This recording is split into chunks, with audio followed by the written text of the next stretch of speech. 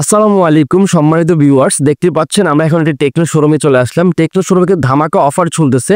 এই যে আমরা দেখতে পাচ্ছেন এখানে নতুন প্রাইজে প্রায় 2000 টাকা ডিসকাউন্ট পাওয়া যাচ্ছে। কেমন খাঁটি টেকনো, কেমন খাঁটি এই ফোনটি আজকে আমরা দেখবো। এটা কি কি দেওয়া আছে এবং এটার প্রাইজের মধ্যে এই ফোনটি কেমন হবে সেই বিষয় নিয়ে আমরা কিছু আলোচনা করব।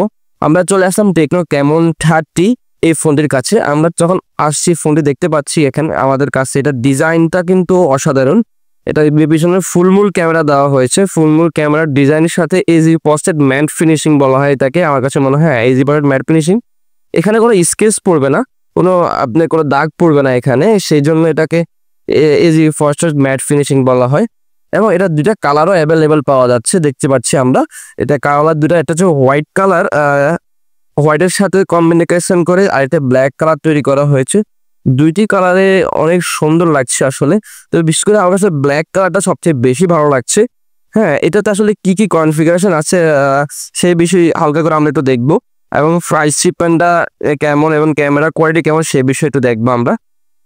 প্রথমে তো আমরা দেখতে পাচ্ছি টেকনো কেমন 30-তে র্যাম ইউজ করা হচ্ছে 16 জিবি র্যাম এবং 256 জিবি স্টোরেজ।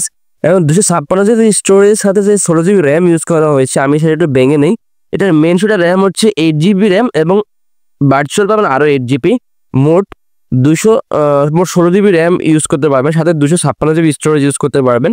এবং যারা খুব দ্রুত ফোন চার্জ করতে চান তাদের জন্য 70 ওয়াটের একটি আলট্রা চার্জিং সাপোর্ট দেওয়া আছে। এবং ক্যামেরা হিসাবে আছে 50 মেগাপিক্সেলের একটি OIS এর সনি লেন্সের ক্যামেরা, যার কারণে ছবির কোয়ালিটি অনেক ভালো আসবে মনে হয় আমার কাছে। আমি একটু দেখি ছবির কোয়ালিটি কেমন আসে।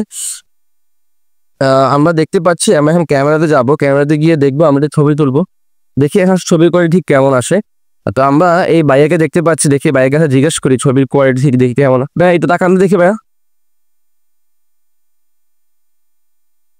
এটা হচ্ছে পোর্ট্রেট মোডে আমরা ছবিটা তুলতেছি এখন, আর এটা নর্মাল মোডে ছবি তুলি, দেখি এটার ছবি কেমন আসে। ভাই এটি এবারে দাঁড়ান তো, ভাইরাল দাঁড়ান একটু কাছে থেকে।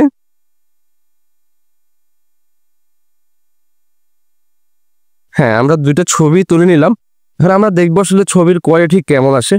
আমরা আসলে দেখতে পাচ্ছি ছবির যে রেগুলেশন, অসাধারণ রেগুলেশন আসছে, একেবারে DSLR এর মতো।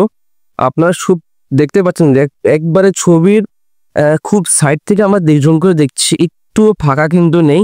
জুমের কোয়ালিটি আমরা ফুল করে দিয়েছি, দেখেন কোনো ফাঁকা দেখতে পাচ্ছি না। ব্লারের মধ্যে আমরা ফুল ব্লার দেখতে পাচ্ছি, একেবারে অথেন্টিক ব্লার, তার কারণে ছবির ব্লার কোয়ালিটি খুবই ভালো দেখতে পাচ্ছি।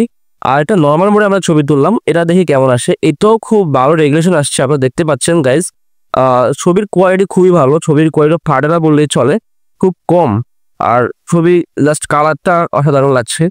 তো আমরা ক্যামেরাটাও দেখলাম, ক্যামেরাটা খুবই ভালো, আমার কাছে ক্যামেরার কোয়ালিটি ভালো লাগছে এবং সুন্দর ডিজাইন সবকিছুই খুব ভালো। এবং প্রাইস শিপে যদি হিসাব করি, এটার আগে যে প্রাইসটা ছিল 24,999 টাকা, তখনকার প্রাইস অনুযায়ী কিন্তু আমার কাছে ফোনটি বেটার মনে হয়নি, কারণ এটার প্রসেসর হিসাবে ইউজ করা হয়েছে MediaTek Helio G90 এর প্রসেসর।